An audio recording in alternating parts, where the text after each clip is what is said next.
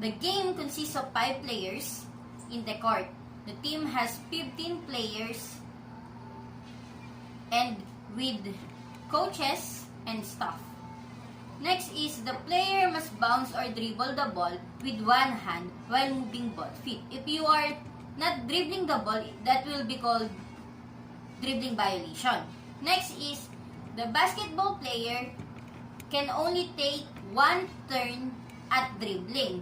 In other words, once a player has stopped dribbling, they cannot start another dribble. A player who starts dribbling again is called for a double dribbling violation.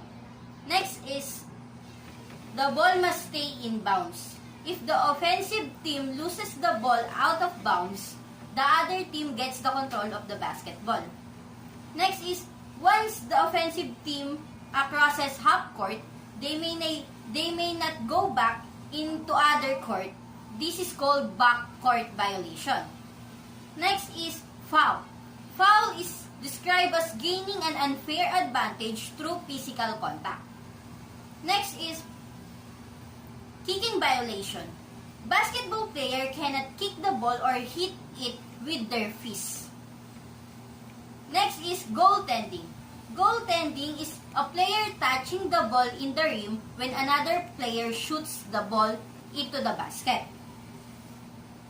Next, rules and regulation is blocking. Blocking is a blocking foul is called when one player uses their body to prevent the movement of another player. Next is holding. Holding is generally called when a player grabs another player and holds on to prevent them from moving. Next is charging. Charging is called on the player with the ball when they run into a player that already has a position. That will be called charging. Next, rules and regulation. In basketball games are played a set amount of time. In a league or high school league, the games are made up for 8 minutes per quarter or 16 minutes halves. Next is in college leagues. College basketball games consist of 2 halves, exactly as 20 minutes or 10 minutes per quarter. In NBA games naman, NBA games are made up of 4 quarters, consist of 12 minutes per quarter. When does the clock run? The clock runs whenever the ball is in play, or the clock is stopped whenever the ball goes out of bounds. Next in rules and regulation is overtime. Overtime, if the game tied after regulation time, there will be a overtime. Overtime is 5 minutes long in most leagues.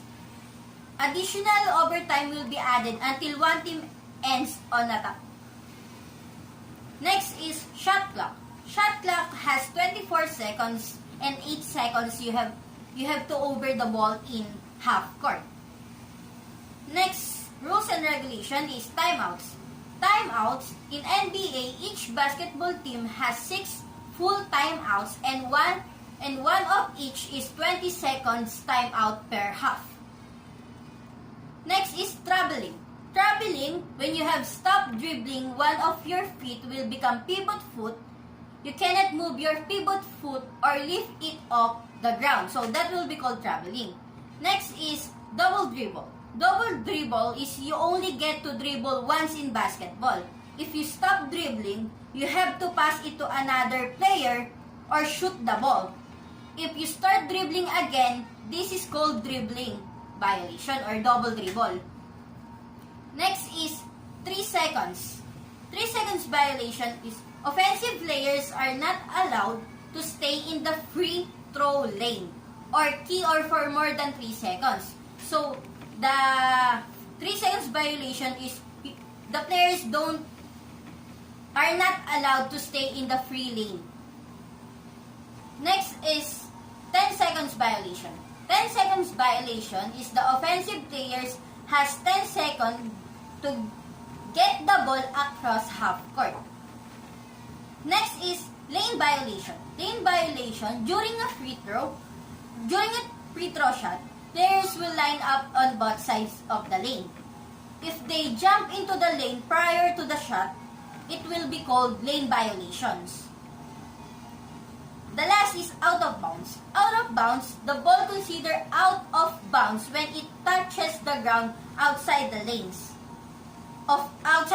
of the courts. It is also out of bounds if the ball touches a player who has any part of their body touching the ground. So that will be all. Thank you and God bless.